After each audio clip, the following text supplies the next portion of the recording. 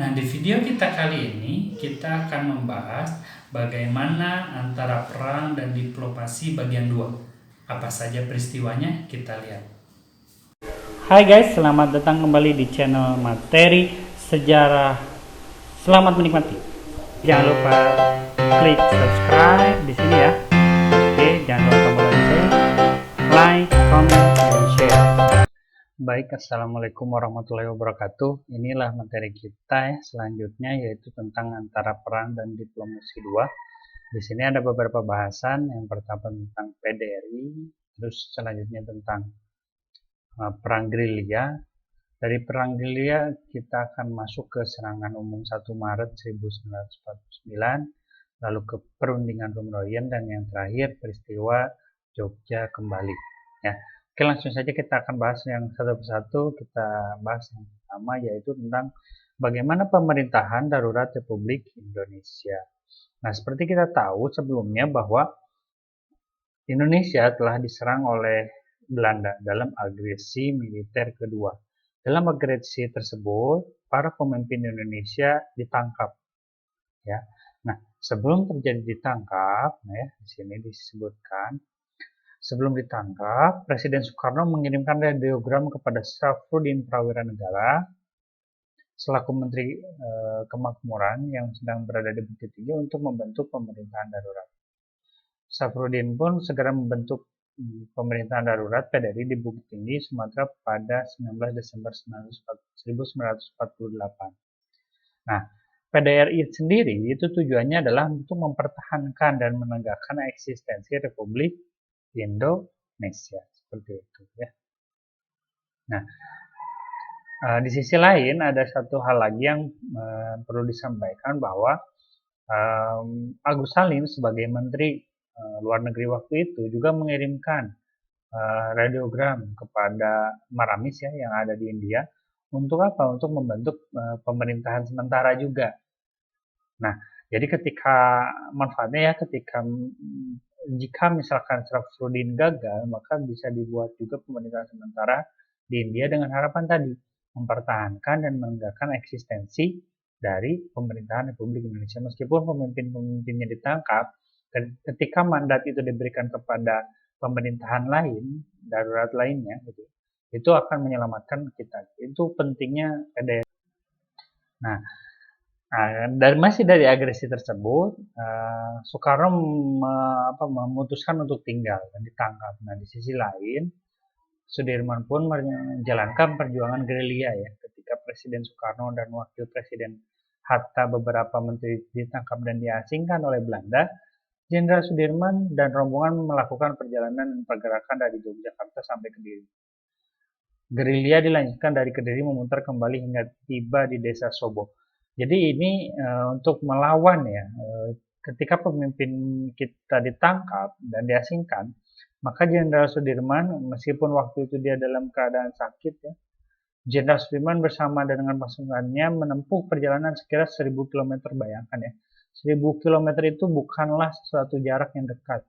Kalau kita hitung sekarang ya, dari Anyer sampai Panarukan itu ya, sepanjang Pulau Jawa itu jauhnya perjalanan dari Sudirman.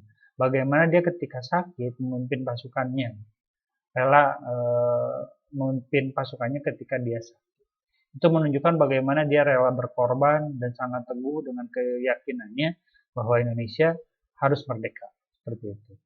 Nah, perang gerilya sendiri itu dijalankan ya untuk menunjukkan tadi, selain dari pemerintahan PDRI, perang gerilya juga ingin menunjukkan pada dunia bahwa Indonesia tidak hilang, gitu.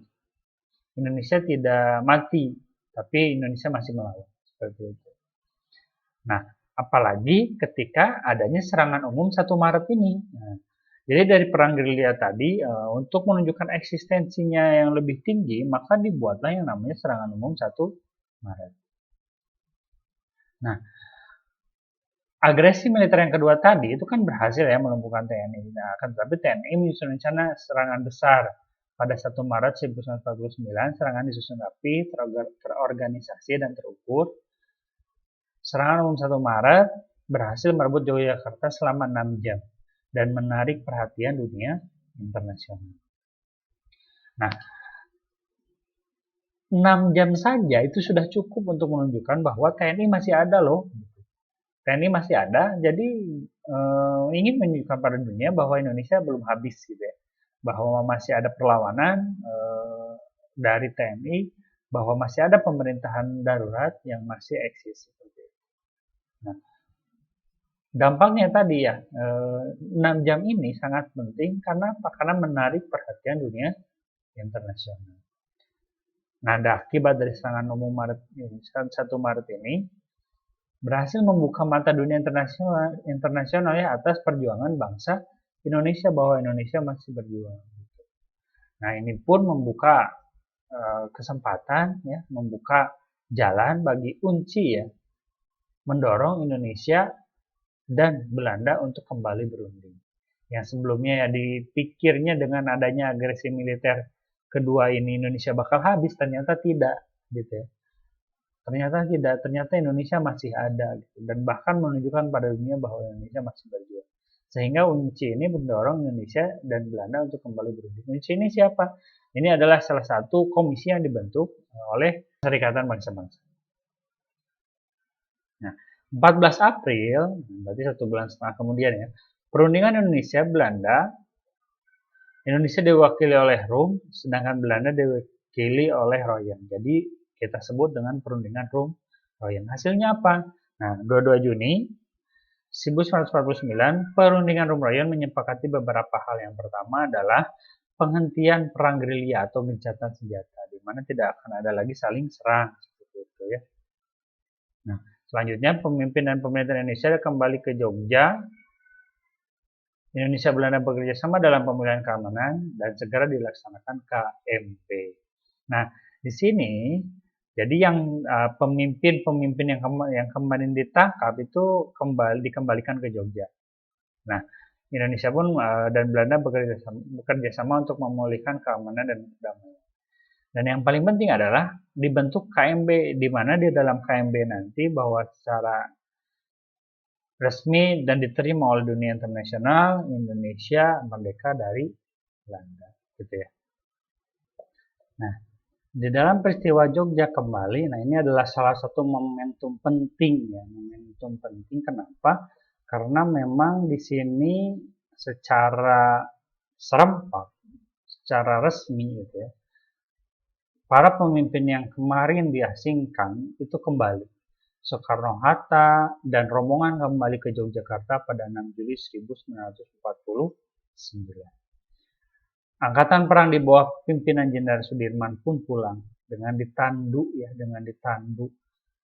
oleh pasukan-pasukannya. Jenderal Sudirman setelah menempuh jarak 1000 km akhirnya pulang ke Jogja.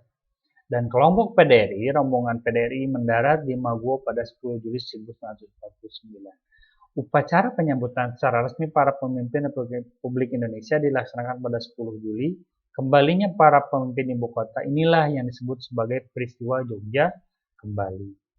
Nah, bahkan ada monumen khusus di Jogja sebagai monumen Jogja kembali. Dengan kembalinya para pemimpin-pemimpin tadi, maka kembali pula pemerintahan kita secara normal kembali. Nah, pemerintahan kita yang sempat terganggu dengan adanya agresi militer telah kembali, sehingga untuk mempersiapkan KMB, Konferensi Meja Bundar, akan semakin mantap.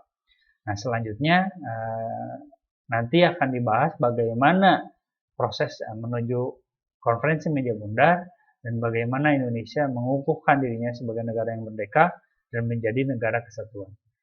Saat ini kita tutup pertemuan hari ini. Like jika suka, dislike jika tidak suka. Semoga bermanfaat. Sampai jumpa di video-video selanjutnya. Oh iya, jangan lupa pula untuk menuliskan komentar di bawah jika ada yang ingin ditanyakan.